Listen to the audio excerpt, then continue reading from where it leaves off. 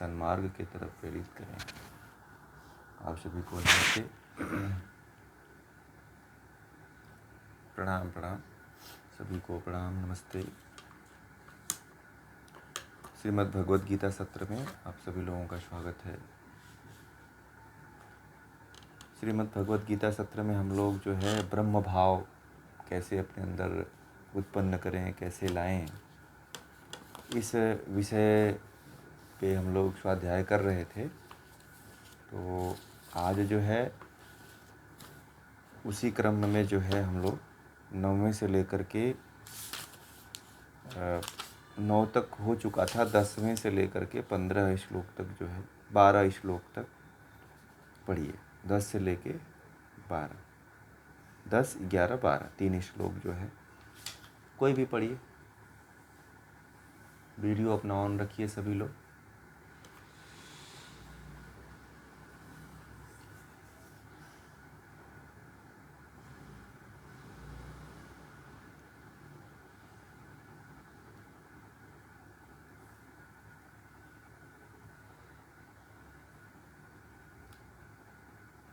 पढ़िए मीनाक्षी जी, पढ़िए, आप ही पढ़िए। रावत जी,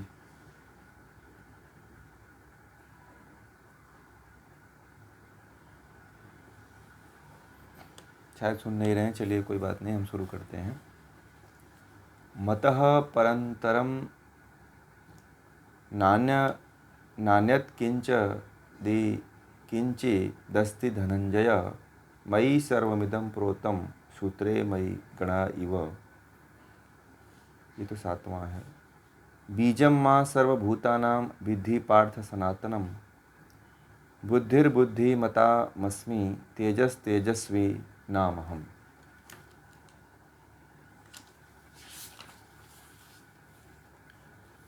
बलं बलवतां चाहं कामराग विवर्जितं, धर्मा विरुद्धो भूतेषु कामो अस्मि भरतर्षभः।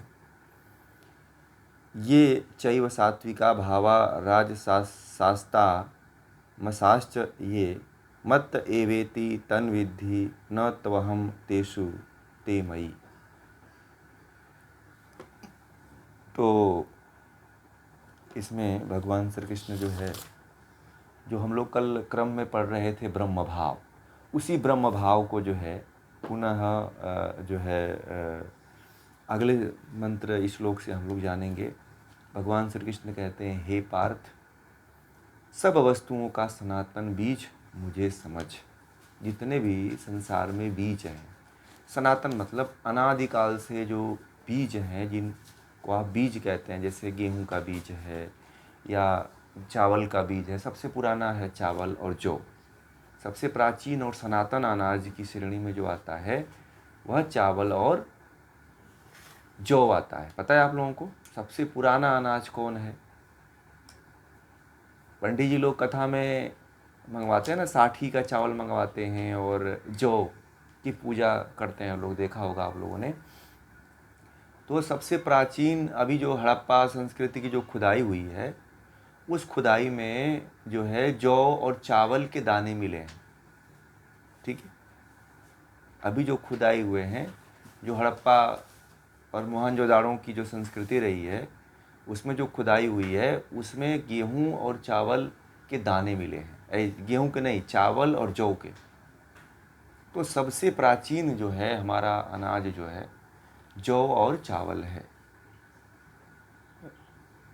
नहीं, जौ अलग होता है। जौ अलग होता है थोड़ा, उसमें उसके ऊपर जो है ना वो लगे होते हैं, उसके छिलके लगे होते हैं, लंबा लंबा होता है वो। ठीक है, तो गेहूं अलग होता है। गेहूं तो क्या है, ये भारत का ही फसल था परंतु विलुप्त हो चुका था। वैसे ये ज़्यादा होता है अमेरिका में, तो अमेरिका से इसको लाया गया है गेहूं को जो है भारत में। ठीक है ना।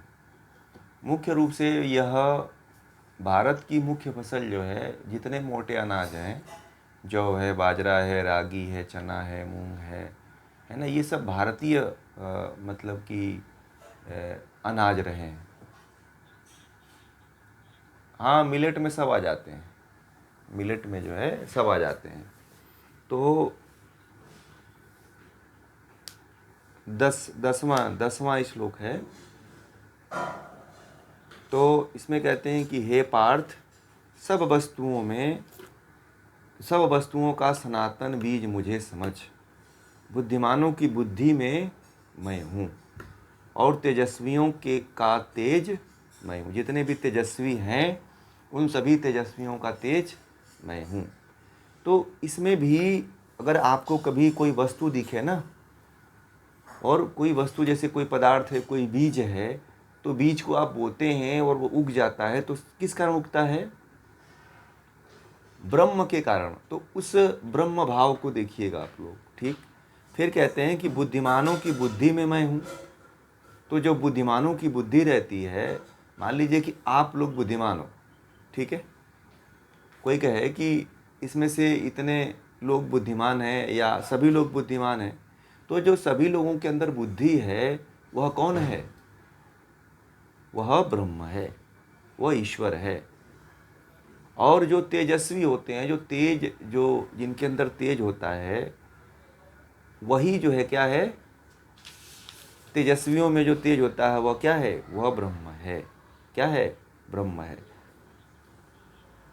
हाँ हाँ, तो अब उस श्लोक में आया हुआ है तो सब बताना पड़ेगा। फिर आगे कहते हैं कि बलवानों का काम और राग से रहित बल मैं हूँ। जो बलवान होते हैं ना, 11वें श्लोक में चले आइए। तो बलवानों का काम और राग से रहित बल मैं हूँ। हे भरत कुल के में श्रेष्ठ अर्जुन, मैं सब प्राणियों में धर्म के विरुद्ध न रहने वाली लालसा हूँ। अब कहते हैं कि हे भरत कुल में उत्पन्न अर्जुन, मैं सब प्राणियों में धर्म के विरुद्ध, जितने भी प्राणी जगत हैं उनके विरुद्ध न रहने वाला लालसा हूँ। जिसको कोई लालसा नहीं होता, ठीक है ना, जिसको किसी भी प्रकार की लालसा नहीं होती है, वह मैं हूँ। तो इसका कहने का मतलब कि बलवानों का काम और राग से तात्पर्य आप लोगों ने समझा क्या है? इसका तात्पर्य कि बलवानों, जो बलवान जिनके पास बल होता है, तो इसका क्या तात्पर्य है? तो मैं आपको बता रहा हूँ कि काम का अर्थ क्या होता है? काम का अर्थ होता है अप्राप्त वस्तु को प्राप्त करने की इच्छा। काम का अर्थ लिख लीजिए आप लोग। काम का अर्थ होता है, नहीं, अब सब लिखिए कि अप्राप्त वस्तु को प्राप्त करने की इच्छा, यही कामना है। जो आपको प्राप्त नहीं है उसको प्राप्त करने की जो आपके भीतर इच्छा उठती है, उसी को काम कहते हैं, ठीक है। बहुत महत्वपूर्ण विषय है। काम को आप लोग इतने दिनों से सुनते आ रहे हैं, परंतु उसके अर्थ को आप नहीं जानते हैं। कितने लोग जानते थे? सटीक अर्थ नहीं पता है किसी को कि काम का अर्थ होता है अप्राप्त वस्तु को प्राप्त करने की इच्छा ही काम है। जो आपको प्राप्त नहीं है, जैसे मान लीजिए कि आपके घर में गाड़ी नहीं है, तो गाड़ी को प्राप्त करने की जो इच्छा है वह क्या है? काम है, ठीक है। मान लीजिए कि आपके हाँ, वो तो कामना ही है। जो आपके पास वस्तु नहीं है उसकी कामना बनी रहे, यही काम है, ठीक है। और राग का अर्थ क्या होता है? मतलब राग का अर्थ पता है? आसक्ति। काम का अर्थ मैंने बोला अप्राप्त वस्तु को प्राप्त करने की इच्छा। अप्राप्त वस्तु को प्राप्त करने की इच्छा, ठीक है।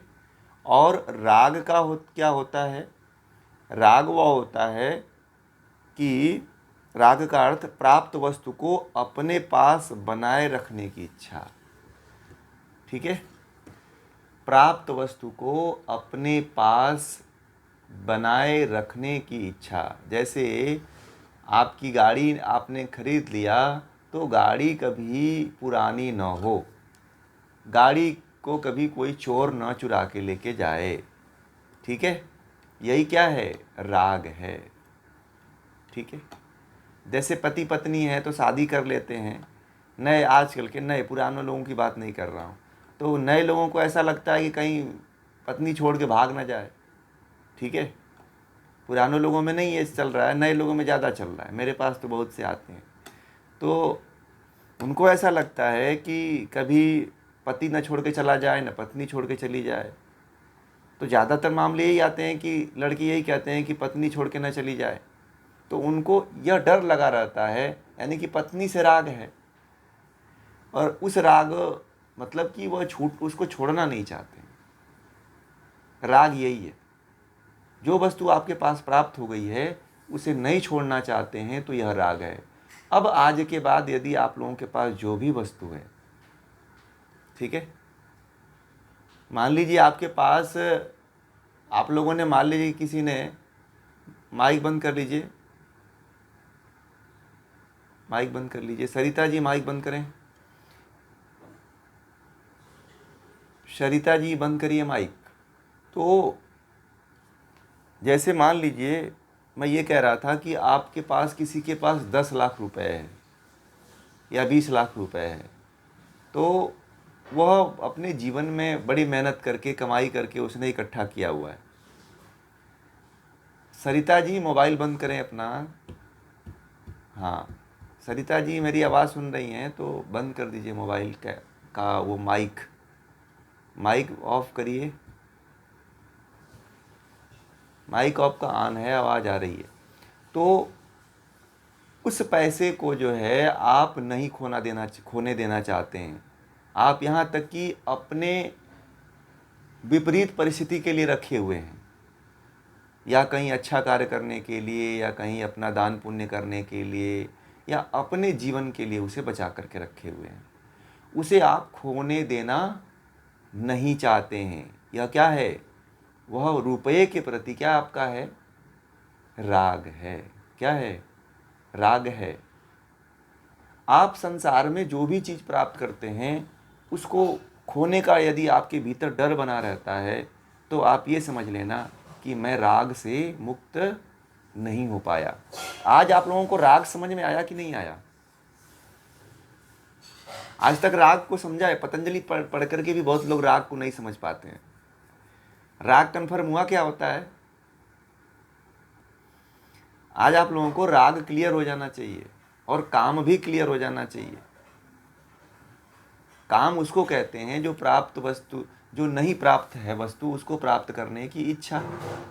और राग वह है जो वस्तु प्राप्त है उसके वह न खोए, उसकी इच्छा हमेशा, मतलब कि वह हमेशा सदा, मतलब आपके साथ बनी रहे, यह जो है राग है।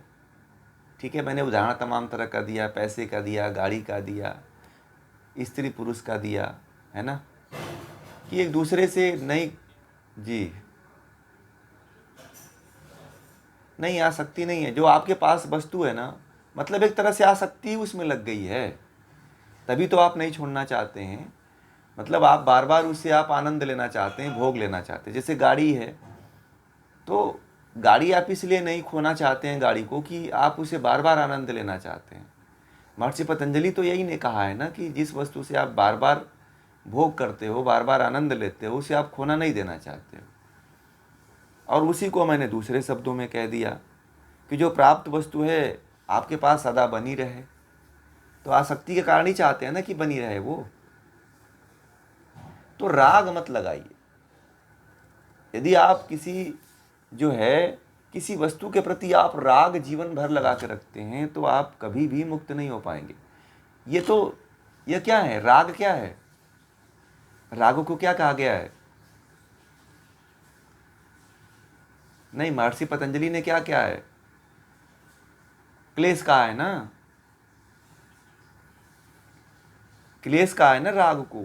तो राग को आप लोग अपने भीतर से हटा दीजिए। बहुत बड़ी आपकी यह दुश्मन है राग।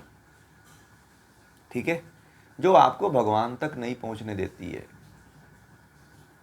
अब इसमें से आप में से कोई ऐसा व्यक्ति है जो राग से मुक्त होना चाहता है?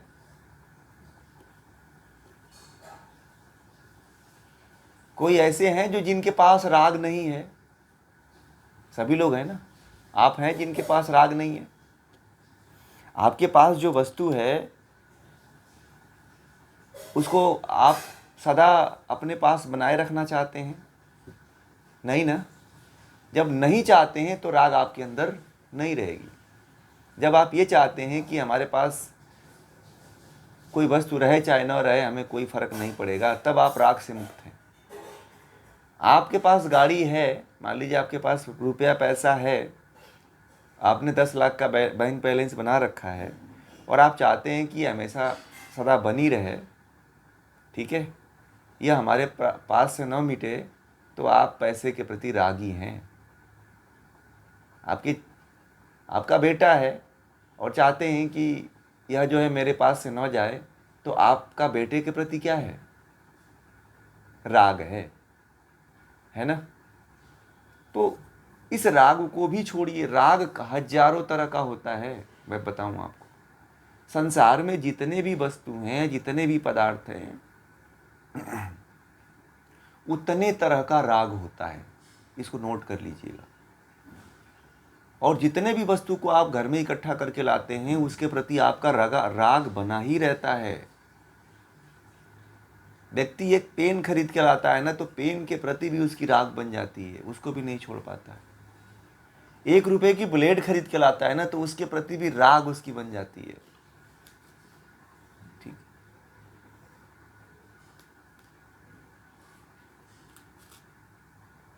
आप एक छोटी से छोटी वस्तु को नहीं छोड़ पाते हैं। जीवन में त्याग करने का प्रयास करिए। मैं बताऊं, ये प्रयोग नोट कर लीजिए कि राग को अपने जीवन में खत्म करने के लिए, राग को नष्ट करने के लिए एक प्रयोग लिख लीजिए कि जीवन में प्रतिदिन हमें जो है छोटी से छोटी या बड़ी से बड़ी वस्तु को त्याग करने का अभ्यास करना है। नोट कर लीजिए इसको कि जीवन में जो है छोटी या बड़ी किसी भी वस्तु को त्याग करने का हमें अभ्यास करना है। जब यदि आप लोगों ने यह सीख लिया जीवन में ना, तो मैं कहता हूँ दुनिया में कोई आपको दुख दे सकता है ना, आपको कभी दुख हो सकता है। होगा क्या बताइए? मान लीजिए कि आपका एक ही लड़का है और आप उससे बड़ा राग लगा करके रखे हुए हो और आप उसको छोड़ना नहीं चाहते हो, तो दुख होगा कि नहीं होगा? और यदि आपका मान लीजिए एक ही लड़का है और आप पहले से ही मान के बैठे हुए हैं कि यदि यह चला भी जाएगा कहीं दूसरे जगह मुझको छोड़ करके, तभी भी मैं जीवन जी लूँगा, तो आपको कोई दुख नहीं होगा, क्योंकि आपने मन के द्वारा जो है पहले ही त्याग कर दिया है। इसीलिए हर एक छोटी से छोटी और बड़ी से बड़ी और प्रिय से प्रिय वस्तु को त्याग करने का अभ्यास करिए। नचिकेता के जो पिता थे ना, एक ही लड़का था उद्दालक ऋषि का, बाजसरवा उद्दालक ऋषि जो थे, और बड़ा प्रिय लड़का था उनका, एक ही कुल का एक ही चिराग था, दीपक था। परंतु उसको भी देखिए, हमारे उस समय के ऋषि मुनि जो है त्याग की प्रवृत्ति रखते थे। भगवान राम जो है राजा दशरथ के यहाँ चौथे पन में उत्पन्न हुए थे। पता है आप लोगों को? राम का जन्म जो है राजा दशरथ के चौथे पन में हुआ था। मतलब जब राजा दशरथ वृद्धावस्था की तरफ पहुंच गए थे, तब राम का जन्म हुआ था। पता है ना आप लोगों को? और राम और लक्ष्मण इतने, या भरत शत्रुघ्न इतने प्रिय थे कि जब विश्वामित्र उनके पास जाते हैं और कहते हैं कि ये दोनों बच्चे हमें दे दो, तो राजा दशरथ के अंदर वह राग नहीं आता है, वो त्याग देते हैं, कहते हैं कि ले जाइए, मैंने आपसे ही लिया है और आपको ही दे रहा हूं। इसलिए जीवन में अपने छोटी से छोटी वस्तु को त्याग करने का प्रयास करिए। यदि यह कला यदि आप सभी लोगों ने अपने जीवन में अपना लिया, तो मुझे लगता है कि दुख कभी नहीं होगा। एक लड़का आया, मुझसे कहा कि मैं एक लड़की को बड़ा प्रेम करता हूँ और मैं पागल हो जाऊँगा कुछ दिनों में और मैं फांसी लगा लूँगा, कोई उपाय बताइए। उसके घर वाले, उसके मम्मी पापा भी लेकर के आए थे मेरे पास। और वो काफ़ी मेंटली डिस्टर्ब हो गया था, और उसको साइकोलॉजिस्ट के पास दवा भी ले रहा था वो। तो मैंने कहा कि इसको मेरे पास कुछ दिन तक छोड़िए, तो ही कुछ इसका सोल्यूशन कर पाएंगे हम, या हमारे पास भेजिए इसको। तो 2 दिन आया, 3 दिन आया। 2-3 दिन के बाद जब मैंने उसको ये गीता से पूरी तरह से जोड़ने का जब प्रयास किया, आसक्ति हटाने का प्रयास किया, तो वह पूरी तरह से छूट गया। और पूरी तरह से छूट करके वह अब अपने कार्य के प्रति बड़ी ही तल्लीनता के साथ लगा हुआ है। नहीं तो ये कहता था कि मैं तो आत्महत्या करूँगा, मैं तो जहर खा लूँगा, मैं तो अपने कांच से अपने अंदर जो है चुभो लूँगा, अपने आप को नष्ट कर लूँगा, इस तरह की बातें करता था। घर वाले परेशान हो गए थे। परंतु जब मैंने उसे जब उसके प्रश्न जाने, उसको जब मैं समझाने लगा, तो कहा कि ये तेरा कुछ है ही नहीं है भाई। जब उसको बहुत समझाया, वो काफ़ी लंबा पीरियड है, उसके बाद उसके अंदर से वो विचार निकला, और वह लड़का जो है अब ये कहता है कि मुझे ना अब दुनिया भी छोड़नी पड़ जाए ना, अब मेरा भी शरीर मुझसे छूट जाए तो मुझे कोई परवाह नहीं है।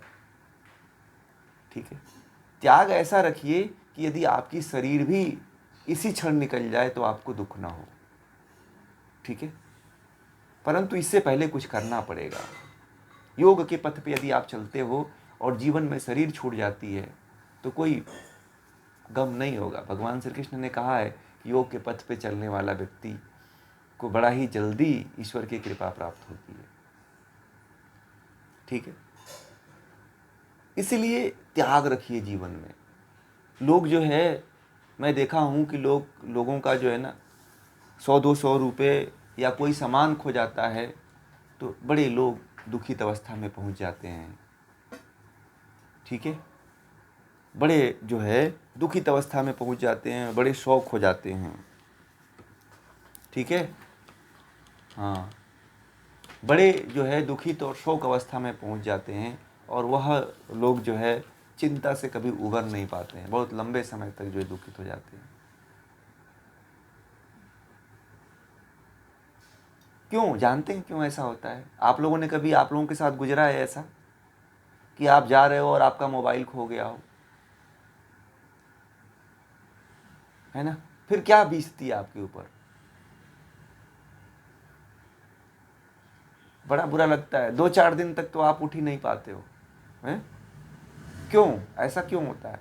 इसलिए ऐसा होता है कि आपने कभी त्याग के बारे में सोचा ही नहीं कि जीवन में एक त्याग का भी स्थान है कि नहीं है? यदि जिस वस्तु को पाने का इतना आपके अंदर जो है अभिमान है, आनंद आता है, तो खोने का भी सोच करके रखिए। जैसे आपको पता है कि आप सभी की एक दिन मृत्यु होनी निश्चित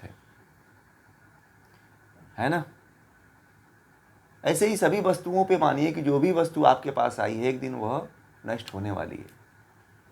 यदि पहले से यह त्याग की भावना आपके अंदर जागृत रही तो कभी दुख नहीं होगा।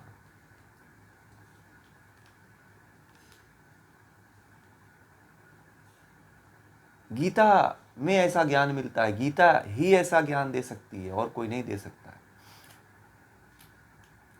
संसार में तो कहते हैं कि यदि संसारी लोगों के पास जाएंगे तो लोग यही कहते हैं कि अरे ये तो बहुत बुरा हो गया, ऐसा हो गया, वैसा हो गया। परंतु आपको पता है लोग कितने डिप्रेशन में चले जा रहे हैं। एक लड़की थी, वो स्कूल में मोबाइल लेकर के आई थी, उसका मोबाइल ही चोरी हो गया। वह लड़की जो है बेहोशी के उसके कम से कम 20 बार दौरे पड़े। उस स्कूल में उसका मोबाइल खो गया था। मतलब बेहोश हो जाती थी, हर 5 मिनट के बाद बेहोश हो जाती थी। तो उसे पहली बार शायद मोबाइल मिला होगा जीवन में, और वो भी मिला तो उसका मोबाइल ही खो गया, किसी ने चुरा लिया। ये सच्ची घटना बता रहा हूँ। और वह लड़की जो है काफ़ी डिप्रेशन में चली गई, और उसका पढ़ाई जो है बाधित हो गया। और कहते हैं कि बहुत पढ़ने में वो ब्रिलियंट लड़की थी, और स्कूल में लेके गई थी और स्कूल में ही उसका मोबाइल किसी ने चोरी कर लिया। अब उतना उसको ज्ञान नहीं रहा और कहते हैं कि वह मेंटल डिस्टर्ब हो गई उस मोबाइल के चक्कर में और उसकी पढ़ाई वढ़ाई सारी छूट गई। तो किसी चीज़ को यदि आपके पास आई है, कामना किए हुए हैं और आपको प्राप्त हो चुकी है, तो उसके प्रति राग को मिटा दीजिए। ये मान लीजिए कि एक दिन तो इसको नष्ट होना है, और ये भी मान लीजिए कि यदि आज नष्ट हो जाएगी तो भी कोई परवाह मेरे ऊपर में के कोई फ़र्क नहीं पड़ेगा। 10 साल बाद भी यदि मेरे से यदि यह खो जाती है तो भी कोई मेरे जीवन में प्रभाव नहीं पड़ेगा। यदि ऐसा जीवन जीते हैं तो मुझे नहीं लगता है कि कभी दुख होगा। आप लोग बताइए, किसी को दुख होगा ऐसी स्थिति में? होगा?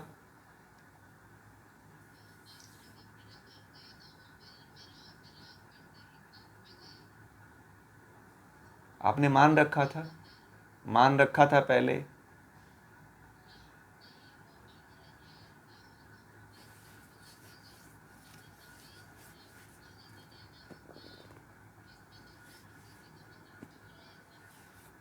चलिए, बहुत अच्छी। परंतु आज के बाद जो विचार है वह विचार रखिएगा, है ना। जो गीता में आज वो ज्ञान तो सब, और इस विचार को यदि जागृत रखते हैं तो मुझे नहीं लगता है कि कभी भविष्य में और जीवन में समस्याएं आ सकती हैं। आएंगी क्या? कभी नहीं आएंगी।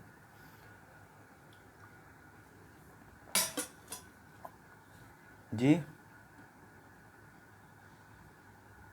सोच बदलना है, बस सोच बदल दीजिए। यही तो परिवर्तन है। भगवान श्री कृष्ण कहते हैं कि परिवर्तन ही संसार का नियम है। तो यह परिवर्तन नहीं करेंगे तो प्रकृति ही तो है, यह शरीर प्रकृति ही तो है। प्रकृति परिवर्तन मांगती है। यदि आप परिवर्तन उसको नहीं करते हैं तो कभी भी आप जो है उस अनुभूति तक नहीं पहुंच पाएंगे जिस अनुभूति के लिए आपका जन्म हुआ है। ठीक है, यह ध्यान रखिएगा। लोग जो है छोटी छोटी चीज़ों के लिए बड़ी वस्तुओं को खो देते हैं। ठीक है, आप जैसे कहते हैं ना कि कामधेनु को छोड़ के छेरी कौन दुहाए। कबीरदास जी का एक दोहा है कि कामधेनु गाय है और तुम जो है बकरी पाल रहे हो कि बकरी का दूध फायदेमंद होता है। ठीक है, और कामधेनु गाय का दूध स्वतः सीधे जो है अमृत है। तो अमृत को छोड़ करके तुम बकरी का दूध कह रहे हो कि ये फायदेमंद होता है, बीमारी ठीक करता है। तो इसमें उचित दूध किसका है लेना? है गाय का ना। तो यह ध्यान रखना है। ये गीता भी जो है ना अमृत है, इसलिए इस ज्ञान को अपने जीवन में संस्कार बना लीजिए कि आप मरे भी, यदि आपकी मृत्यु भी होती है तो अगले जन्म में यह संस्कार आपको मिल जाए, व्यर्थ ना जाए।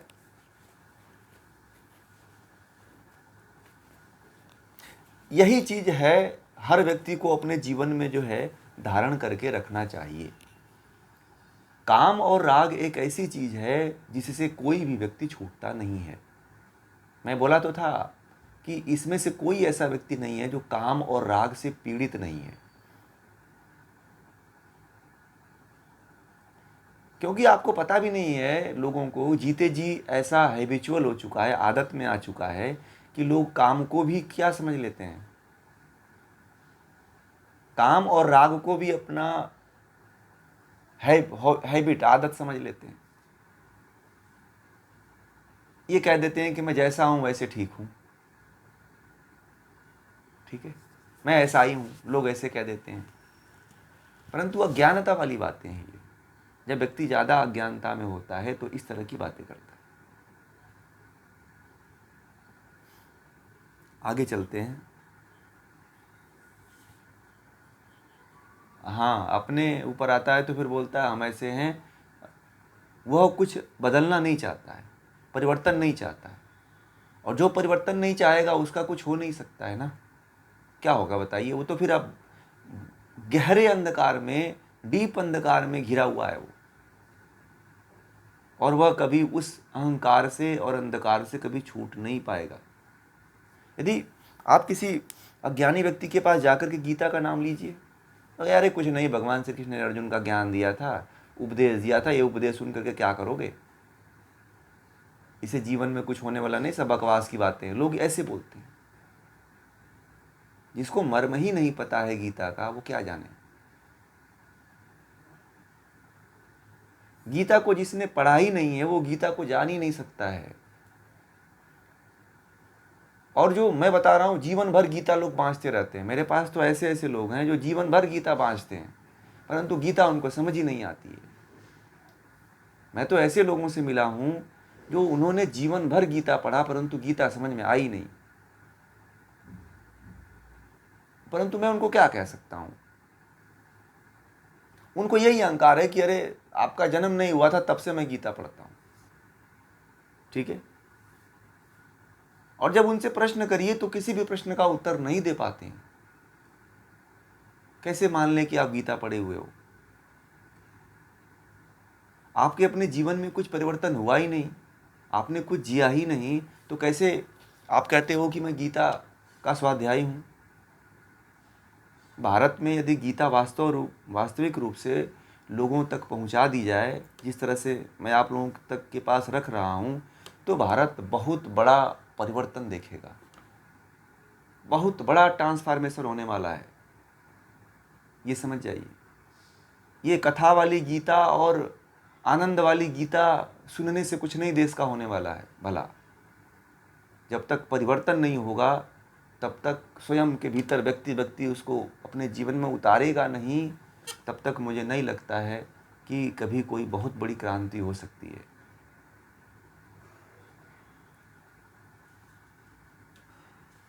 ये समझने वाली बातें हैं। आगे कहते हैं जो है, चलिए चलते हैं 12वें श्लोक में। और जो सात्विक, राजस और तामस भाव है, भाव अर्थात मनुष्य की प्रकृति, किसी की सात्विक प्रवृत्ति होती है, किस सत्व गुण से उत्पन्न होने वाली, किसी की राजस रजोगुण से उत्पन्न होने वाली, किसी की तामस तमोगुण से उत्पन्न होने वाली प्रकृति है। ये सब केवल मुझसे ही प्रकट होते हैं, मैं उसमें नहीं हूँ, वे मुझ में हैं। ये जो राग द्वेष, ये राजस तामस और सात्विक जो भाव होते हैं, परमात्मा उसमें नहीं होता है। ठीक है। उनमें परमात्मा है। ये जो कह रहे हैं ना कि वे मुझ में हैं वो, परंतु परमात्मा उनमें नहीं रहता है। परमात्मा के अंदर भले हैं वो, परंतु परमात्मा उनके अंदर नहीं रहता है। अब एक बात समझने वाली है कि इसमें जो है राजस, सात्विक, राजस और तामस, इनके तीनों के सम्मिलित रूप को प्रकृति कहा गया है। क्या कहा जाता है? प्रकृति। तो ये जो राजसिक सात्विक गुण होते हैं, इन सात्विक गुणों से व्यक्ति परमात्मा तक पहुंचता है, और राजसिक गुणों से व्यक्ति संसार में विचरण करता है, और तामसिक गुणों से व्यक्ति नरक आदि योनियों में जाता है, राक्षस नरक आदि योनियों को प्राप्त होता है। तो और कहते हैं ये इनका बहुत से गुण होते हैं। आगे आने वाले समय में ये सत्व रज तम आदि गुणों के बारे में आप लोगों को अच्छी तरह से अभी इस अगले श्लोक में जानने को मिलेगा। परंतु इससे पहले जो है ये जानना जरूरी है कि अब मनुष्य जो होते हैं इन तीन गुणों से प्रभावित होते हैं। ठीक है। तो कोई सात्विक प्रवृत्ति का होता है, कोई राजसिक प्रवृत्ति का होता है, और कोई तामसिक प्रवृत्ति का होता है। तो जिसके अंदर कहते हैं कि मनुष्य किसी की सात्विक प्रवृत्ति होती है, तो जो जिसकी सात्विक प्रवृत्ति होती है वह सत्व गुण से उत्पन्न होने वाला होता है, और जिसकी राजसिक प्रवृत्ति होती है वह रजोगुण से उत्पन्न होने वाला होता है, उत्पन्न होता है रजोगुण से, और जिसकी तामस प्रवृत्ति होती है वह तमोगुण से उत्पन्न होने वाला होता है। ये सब केवल मुझ में ही प्रकट होते हैं। ये जो जितने तीनों गुण हैं यह ब्रह्म के अंदर उत्पन्न होते हैं, प्रकट होते हैं, परंतु ब्रह्म में है, परंतु ब्रह्म उनमें नहीं है। ठीक है, ये जो तीनों गुण हैं, तीनों गुण में ब्रह्म नहीं है, परंतु ये ब्रह्म में है। ये ध्यान रखिएगा। आगे के जो श्लोक हैं उसमें आप लोगों को ये चीज़ समझने के लिए मिलेगा। तो आगे कहते हैं कि त्रिभिर्गुण मयिर्भाव वैरिभिः सर्वमिदं जगत त्रिभिः जगत मोहितम नाभि जानाति मामेभ्यः परम व्ययम। तो कहते हैं कि अब इसमें जो है ना, इस श्लोक में जो है भगवान श्री कृष्ण ने सत्वगुण, प्रकृति के तीनों गुणों के बारे में, गुणों के कारण के बारे में, गुणों के बारे में, भ्रम के बारे में और मोह के बारे में वर्णन किया हुआ है कि ये तीनों गुण कौन कौन से होते हैं। ठीक है, तो कहते हैं कि यद्यपि प्रकृति में, प्रकृति के सत्व रज तम, ये तीन गुण मेरे कारण ही टिके हुए हैं। यानी कि प्रकृति में जो सत्व गुण, रजोगुण और तमोगुण है, यह ईश्वर के कारण ही है। किसके कारण है? यह बारीकियां हैं और ये प्राथमिक चीज़ है, तो इसको ध्यान से समझिएगा। तो भगवान श्री कृष्ण ये कहते हैं कि जो प्रकृति इन तीन गुणों से बनी हुई है, और प्रकृति के जो सत्वगुण, रजोगुण और जो तमोगुण है, ये तीन गुण जो है परमात्मा के कारण ही टिके हुए हैं। किसके कारण? परमात्मा के कारण टिके हुए हैं। यह सारा जगत प्रकृति के इन तीन गुणों को ही सब कुछ समझकर, इनके द्वारा भ्रम में पड़कर मुझे नहीं पहचान पाता। बहुत अच्छी बात कहा, ये बहुत महत्वपूर्ण श्लोक जी। हाँ, कह सकते हैं, अभी आ रहे हैं उसी के ऊपर। हाँ, अभी स्पष्ट हो जाएगा आपको। ठीक है ना। तो इसमें क्या है, यह सारा जो जगत है ना, ये जितना संसार है, संसार में प्राणी है, जीव है, जंतु है, तो ये जितने भी हैं वो इन तीन गुणों से ही बनकर, तीन गुणों से ही तैयार हुए हैं। मैंने कहा था प्रकृति जो का अर्थ होता है परमाणु। तो ये परमाणु जो होते हैं, जो सत रज तम, तीन जो परमाणु होते हैं, इन तीन परमाणुओं से ये पूरा जगत तैयार है। तो आप लोग फिजिक्स में पढ़े होंगे इलेक्ट्रॉन, प्रोटॉन, न्यूट्रॉन। ठीक है, और हमारे ऋषियों ने ये बहुत पहले ही इन तत्वों की खोज कर दिया था। तीन तत्वों की, सत्वगुण, रजोगुण और तमोगुण। ये तीन तत्व ऐसे हैं जिनसे पूरा संसार बना हुआ है। ठीक है, अब होता क्या है कि इनके द्वारा भ्रम में पड़कर जो मनुष्य होता है, इन तीन गुणों को ही सब कुछ मान लेता है कि यही सब कुछ है, और वहाँ पे क्या करता है कि इतने बड़े भ्रम में फैल जाता है कि वह परमात्मा को नहीं पहचान पाता है, न आत्मा को पहचान पाता है, न परमात्मा को पहचान पाता है। इन तीन गुणों के कारण, मैंने सांख्य दर्शन में आप लोगों को पढ़ाया था कि इन तीन गुणों में जो है 25 तत्व आते हैं। कितने आते हैं? इन तीन गुणों से जो है 25 तत्वों का निर्माण होता है। बताया था ना। सत्वगुण, रजोगुण और तमोगुण से मिल करके कितने तत्व बनते हैं? 25 तत्व। और इन 25 तत्वों से दुनिया के सभी प्राणी और सारा संसार बना हुआ है। पता चल गया आप लोगों को कि ये जो 25 तत्व हैं, इन 25 तत्वों से ही ये पूरा पृथ्वी, ये पूरा ब्रह्मांड, ये नदी, ये समुद्र, ये तालाब, ये झरने, ये पहाड़, ये जंगल, इन सब से बना हुआ है। कन्फर्म हुआ? तो कहते हैं कि व्यक्ति क्या करता है कि जब वह शरीर धारण करता है और इसमें आत्मा जब इस प्रकृति में प्रवेश करती है, तो उसके साथ साथ जो है परमात्मा भी उस हर एक परमाणु और अणु में समाया होता है। तो व्यक्ति क्या करता है कि वहाँ पे इस तीनों गुणों से बने हुए प्रकृति को ही सब कुछ मान लेता है। वो बहुत बड़ी भूल करता है। और यही जो है जन्म जन्मांतर तक भूल करता रहता है। वह यह नहीं समझता है कि मैं इन 3 गुणों से जो शरीर बनी हुई है वह मैं नहीं हूँ। यह क्या है? ये तीनों क्या है? ये तीनों गुण हैं। और ये तीनों गुण किसके हैं? प्रकृति के। प्रकृति क्या है? जड़ है। तो जब जड़ है, जब चेतन नहीं है, तो हमें किसको जानना चाहिए? चेतन को जानना चाहिए ना। तो चेतन कौन है? जीवात्मा। जीवात्मा क्या है? जीवात्मा चेतन है। तो हमें किसको जानना चाहिए? जीवात्मा को जानना चाहिए। किसको जानना चाहिए? जीवात्मा को जानना चाहिए। और जीवात्मा को जब हम जान जाते हैं तो जीवात्मा जो है परमात्मा के सबसे करीब रहती है। इसीलिए जीवात्मा को जानने के लिए सबसे पहले कहा जाता है कि जो व्यक्ति जीवात्मा को जान जाता है वह परमात्मा को बड़े ही कम क्षणों में उसका साक्षात्कार कर लेता है।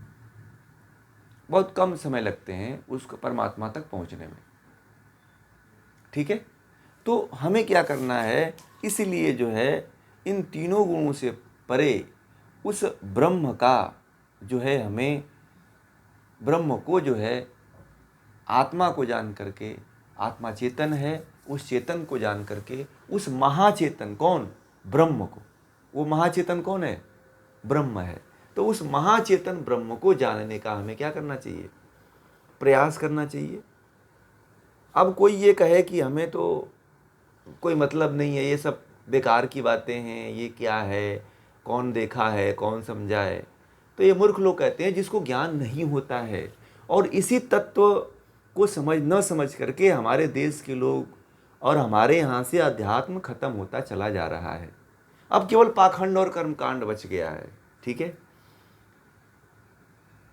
मेरे यहाँ मुझसे बहुत लोग, बड़े बड़े जो बुद्धिजीवी लोग जब जुड़ते हैं, वो जब कभी बात करते हैं तो उनको कहते हैं कि इस तरह की आध्यात्मिकता तो कोई बताता ही नहीं है, कभी हम किसी से सुन ही नहीं पाते हैं, इसलिए हम आध्यात्म की तरफ नहीं आ पाते हैं। हम लोग इसीलिए नास्तिक हो गए हैं। एक व्यक्ति मुझे नास्तिक मिला था, मैं बताऊं, वह मुंबई का रहने वाले व्यक्ति हैं और नास्तिक होकर के उन्होंने ईसाई धर्म को अपना लिया। वो प्योर, उनके माता पिता ब्राह्मण थे और हिंदुत्व को हिंदू थे, वो प्योर हिंदू थे। और उनके अंदर जो है ये भ्रम और पाखंड और कर्मकांड इतना फैला, और भारत में आकर के मंदिरों में थोड़ा घूम लिए तो बोले कि वहाँ तो लूटपाट मची हुई है। रहते थे विदेश में। तो संपर्क हुआ, किसी ने बताया था मुझे और मुझसे वो संपर्क किए वो। तो मैंने कहा कि आप सभी ईश्वर के प्रति नास्तिक इतना क्यों हो गए? तो बोले कि सब पाखंड है, सब झूठ है, सब मूर्ख बनाते हैं, पागल बनाते हैं। मैंने कहा कि आप एक बार जुड़ो तो पहले आपके पास क्या संशय है, बताओ तो मैं आपको बताता हूँ। तो जब वो जुड़े तो मैंने उनको देखा कि व्यक्ति कहीं ना कहीं इस पाखंड से ज़्यादा हमारे धर्म से हट रहा है। आप लोगों को पता है कि हमारे देश में इतना पाखंड फैल गया है कि जो बुद्धिजीवी वर्ग है वह धीरे धीरे जो है भारतीय जो सनातन धर्म है इससे विमुख हो रहा है। ठीक है। और बहुत ऊंचे ऊंचे लोग और उनकी संतानें तो और बदल गई हैं, क्योंकि यह अध्यात्म उन तक नहीं पहुंच रहा है और हमें और आपको वहां तक पहुंचाना है। नहीं तो लोग नहीं बचेंगे तो बताइए कैसे ये धर्म टिक पाएगा? बताइए। आप लोग जो पढ़ रहे हैं ये कोई टिका करके रखा हुआ है, तभी तो आप लोग जान रहे हैं ना। आज मान लीजिए कि हम भी और हमको भी जो ज्ञान हुआ है, जो पहले के लोग हैं वो बचा करके रखे हुए, इसी कारण तो नहीं रखते तो हमें ज्ञान होता क्या? ये नहीं होता। तो सच्चा यदि ज्ञान लोगों तक पहुंचाना है तो इन सभी बातों को हमें फैलाना होगा, लोगों तक पहुंचाना होगा। जब मैंने देखा उस व्यक्ति को, जिस व्यक्ति के बारे में बात कर रहा हूँ, जब हमारी बातें और हमारे विचारों को उन्होंने सुना तो बोला कि ये वास्तविक अध्यात्म है। अब हमें अध्यात्म वास्तविक रूप से जानने के लिए मिला। यहाँ पे मैं बहुत साधुओं से मिला, वो भी पाखंड में गिरे हुए हैं। उनकी बात बता रहा हूँ मैं अपनी बात नहीं कह रहा हूँ। बोले कि मैं काशी गया, हरिद्वार गया, वहाँ पे भी हर जगह मैंने देखा कि हर जगह पाखंडी ही बैठे हुए हैं। कोई कहता है इतना दान दे दो, कोई दक्षिणा दे दो। कोई आस्था लेकर के आता है तो आप उसे ज्ञान दीजिए ना। आप पहले ही उसे कर्मकांड में फंसा देते हो कि ये करो वैसा करो, लूट लेते हो आप उसे। तो कौन भारतीय धर्म के प्रति आएगा बताइए? भारतीय सनातन परंपरा में कौन जुड़ेगा? नहीं जुड़ेंगे लोग ना। यथार्थ ज्ञान पहुंचना है कि वास्तव में अध्यात्म क्या होता है। अध्यात्म वास्तव में यही होता है जो आप लोगों को मैं कह रहा हूं। और जो इसको अच्छी तरह से अपने जीवन में आत्मसात कर रहे हैं, समझ रहे हैं, वह समझिए कि उनका अध्यात्म में पदार्पण हो गया है, अध्यात्म के तरफ वो बढ़ चुके हैं। ठीक है? और अध्यात्म बड़ी जल्दी ही उनको उनके लक्ष्य तक पहुंचाएगा, इसमें कोई संशय नहीं है। इसीलिए जो है इन तात्विक बातों को ही अध्यात्म समझा करिए। बाकी मैं ये नहीं कह रहा हूँ कि आप मंदिर जाना छोड़ दीजिए, पूजा पाठ करना छोड़ दीजिए, करिए। आप मंदिर भी जाइए, गणेश जी को आदर्श मानिए। मैं तो कहता हूँ इनको नमस्ते भी करिए, इनके मंदिर में जा कर के सिर नवाइए कि कम से कम इन महापुरुषों के गुण आपके भीतर क्या हों, आ जाएं। आप भी इनके तरह अपने जीवन में कर्म करने लग जाएं। मंदिर जरूरी है, आज के समय में मंदिर बहुत ज़रूरी है, क्योंकि मंदिर नहीं रहेगा तो अस्तित्व मिट जाएगा। आने वाली पीढ़ियां ऐसी हैं कि वह ये देखेंगे कि यह मंदिर किस काल में है और किस कौन बनाया है, तब उस चीज़ को आपको मानेंगे कि हाँ हमारे भगवान होते हैं और भगवान को मानना चाहिए। इसीलिए मंदिर जरूरी है। एक कागज़ के टुकड़े कोई आएगा जला के चला जाएगा, ठीक है। परंतु यह इस तरह से जो आप लोग श्रुति के माध्यम से सुन रहे हैं ज्ञान को, इस तरह से यदि ज्ञान को सुनते हैं तो यह आप लोग सुने किसी दूसरे को समझाएंगे तो यह परंपरा क्या होगी, बढ़ेगी ना। मान लीजिए कि जो मैं आप लोगों को ये ज्ञान बता रहा हूँ, मैं लेके मर जाता तो क्या होता? कोई जान पाता? नहीं जान पाता। मैं अपने में आनंद होकर के आनंदित ही रहता। कहते गूंगा मीठे फल को के रस को अपने ही में आनंद लेके मर जाता है बेचारा, बता भी नहीं पाता है कि क्या इसका स्वाद है। बता पाता है क्या?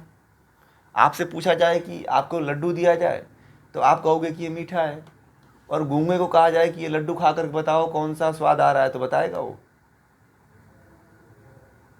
नहीं बताएगा।